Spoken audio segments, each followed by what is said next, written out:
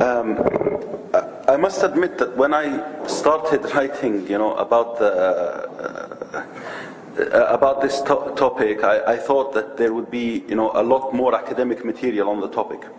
And while I was looking for, material to guide me, I found that the whole discipline had analyzed the problems facing the Gulf states upside down, and it is as if they, in a lot of cases, threw out all of the axioms of international relations, such as, regional stability, furthering of interests, economics, and they reduced the whole, role of the Gulf in the post-Arab Spring states to regime survival.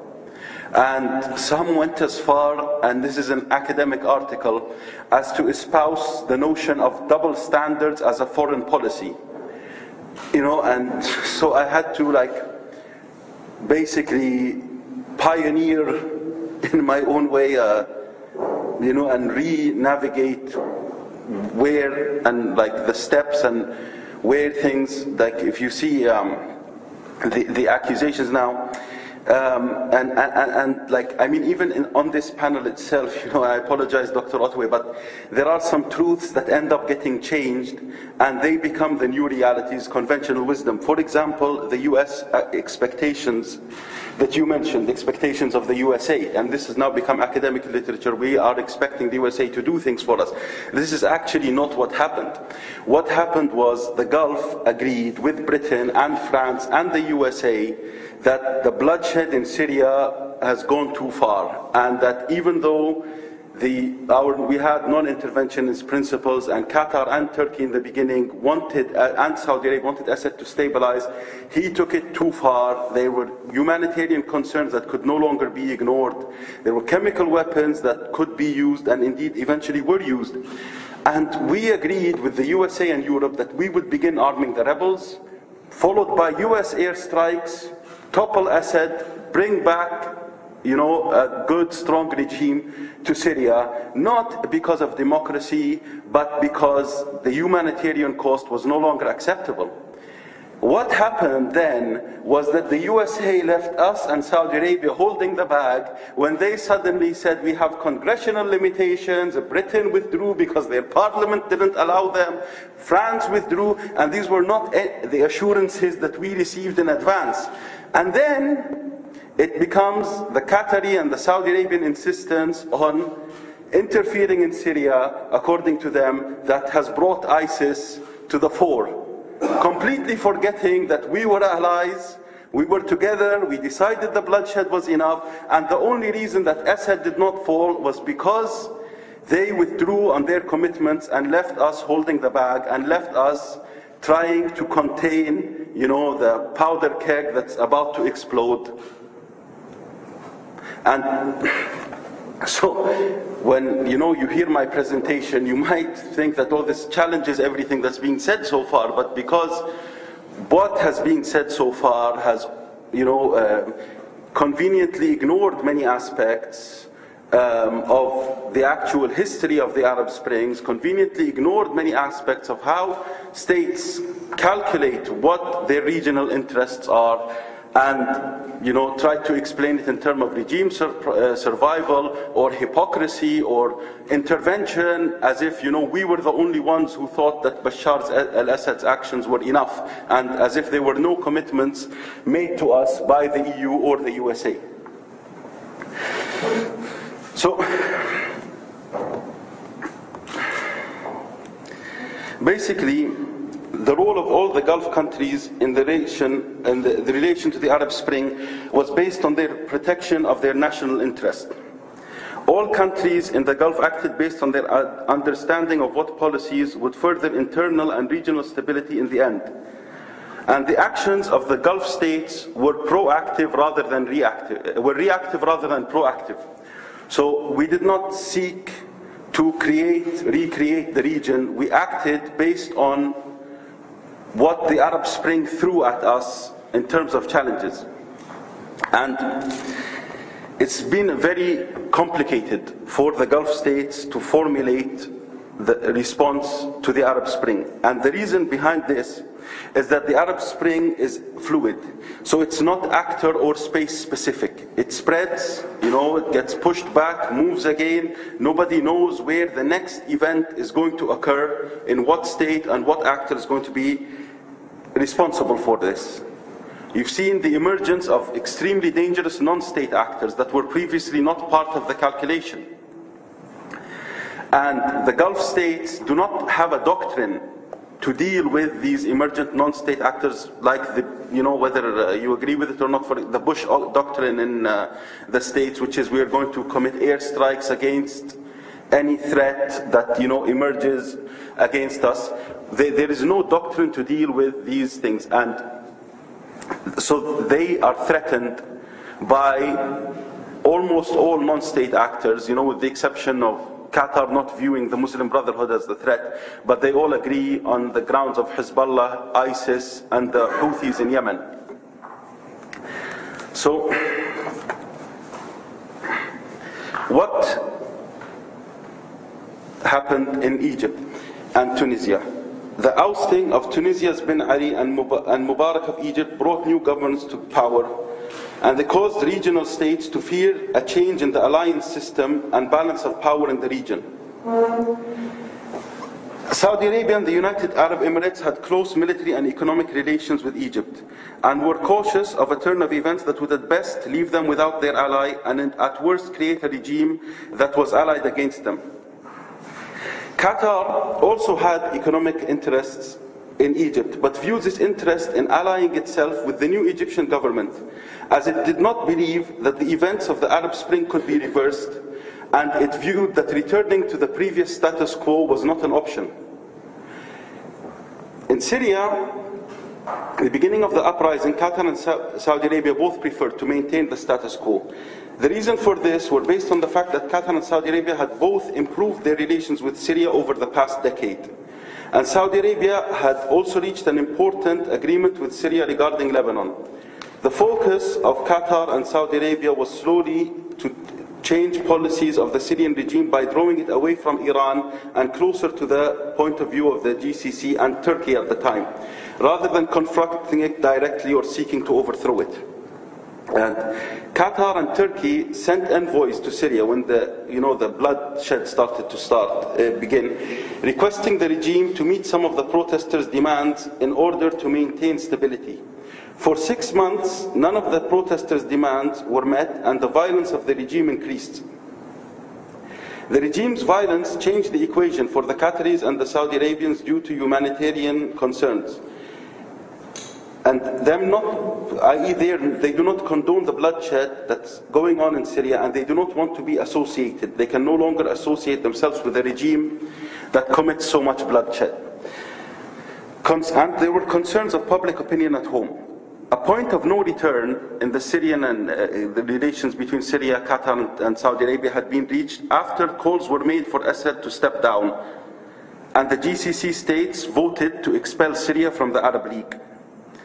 The Syrian regime responded by sanctioning attacks on the embassies of Qatar, Saudi Arabia, and Turkey in Damascus. The Syrian regime could no longer be relied upon to become the regional partner they had hoped it would become, leaving the Assad regime with Iran as its only regional ally, and thus placing Syria firmly in the Iranian sphere of influence. The fact that the Gulf states were excluded from the nuclear negotiations with Iran caused further security concerns, because if Iran suddenly becomes stronger after a nuclear deal with America, and its role in Syria has now been has expanded due to its former allies in the region or friends in the region stepping back from it, they were more worried now about the balance of power equation than they were before. They were more because their main worry was maintaining the status quo. So this made countering Iranian hegemony in Syria and Iraq a higher strategic priority. The strategic calculations of Qatar and Saudi Arabia changed, and the ouster of President Assad and his regime was now a goal. The removal of Assad would further regional stability by gaining a new ally in Syria and removing an Iranian ally, thus reducing the Iranian threat to their interest in Lebanon and in the region as a whole.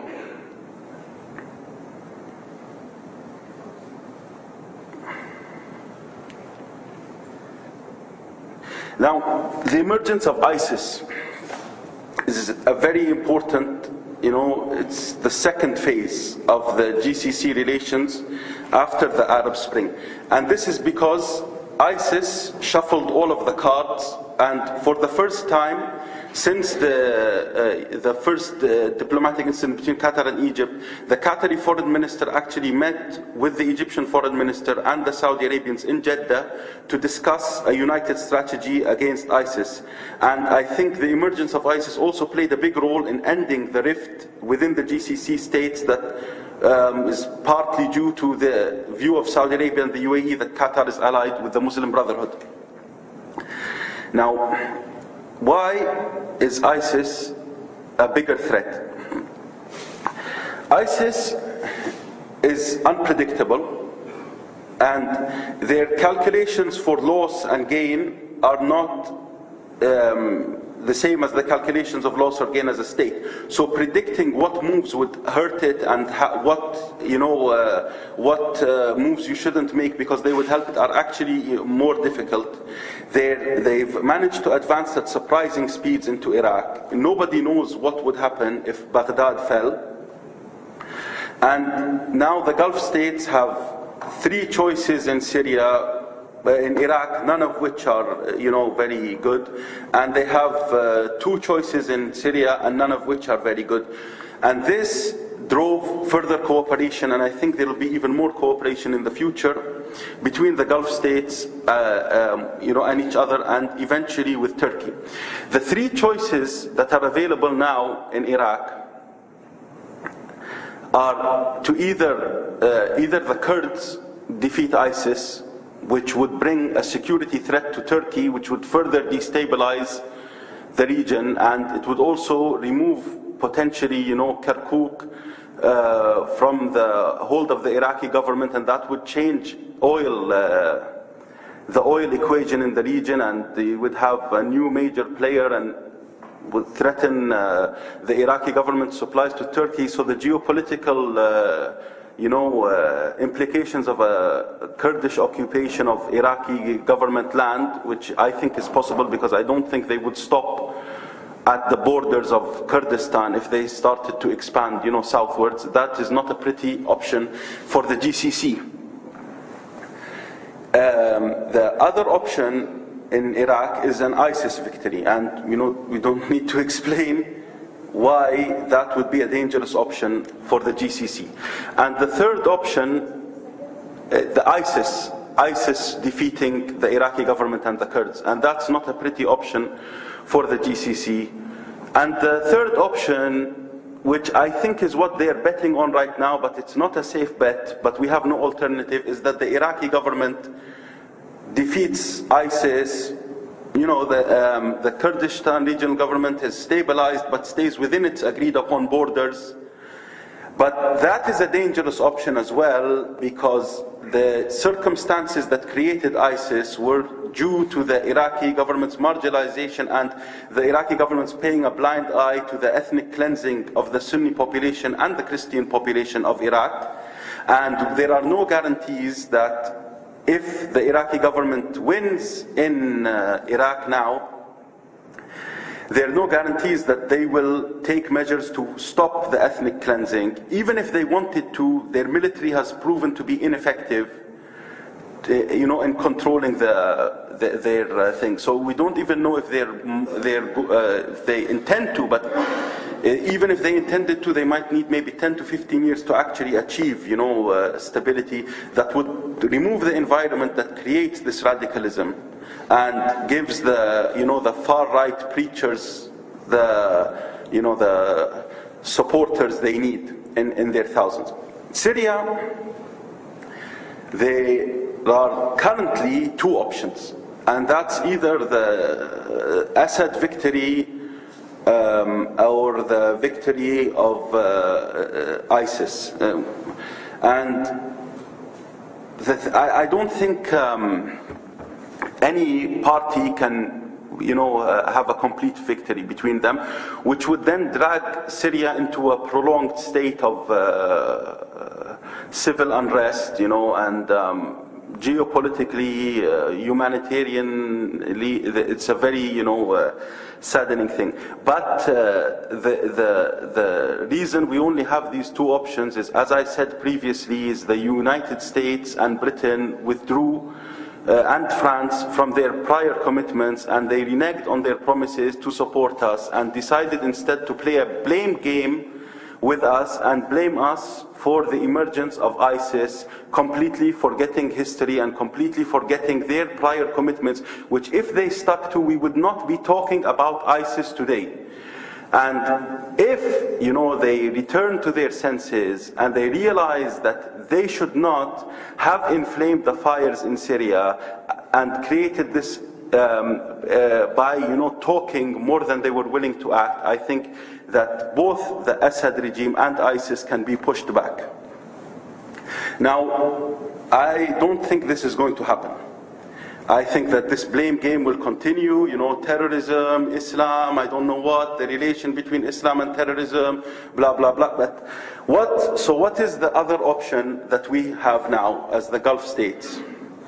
And there are signs that this is coming to emerge. Is if the UAE and Saudi Arabia put aside their differences with Turkey and come to a united security understanding for what needs to happen in Iraq and Syria in order to stabilize the region. Why? Because there are four current threats now in the region. The Houthis in Yemen, Hezbollah in Lebanon, ISIS, and the Muslim Brotherhood according to Saudi Arabia. In the case of the Muslim Brotherhood, they have been significantly weakened, I think, to allow the Saudi Arabians and the Turks and the Qataris and the UAE to come to an understanding that, whether or not Turkey is pro-Muslim Brotherhood or not, would not significantly affect the cooperation between these countries. With regard to the Houthis in Yemen, I think the Turks are indifferent. So whatever policy the Gulf decides to formulate towards them, it will not affect our relations with Turkey. With regards to Hezbollah in Lebanon and ISIS in Syria, the two main threats in the Levant region, the goals and the objectives of Turkey and the Gulf are identical. What is preventing security cooperation between us is the former issue of the Muslim Brotherhood, because the Saudi Arabians and the UAE see this as a threat. Now they have come to an understanding with Qatar, with the return of the ambassadors, and they agreed to host the GCC summit in Qatar, which was previously thought that might be cancelled or moved to another location. And I think that now that this opportunity has emerged, Qatar can use its significant relations with Turkey to play the role of a mediator to then bring more cooperation out of necessity between Turkey, the UAE and Saudi Arabia in order to prevent any two of those outcomes occurring in Syria, either the victory of the Assad regime or the victory of ISIS, both which, if they succeed, will pose a threat to the region. Let us not forget that Bashar al-Assad previously fired missiles into Turkey, and there have already been border clashes between Turkey and Syria. So a stable, not stable by European standards, but stable by what can be expected in Syria, stable Bashar al-Assad will or might decide to use violence against Turkey or the GCC. So his regime's survival is a security threat to both Turkey and the GCC. And in Iraq, the Iraqi regime is not a security threat, but I think we must formulate a plan to better guarantee that the Iraqi regime can prevent this environment from taking root again, in which another ISIS will emerge after this one is destroyed. And thank you very much.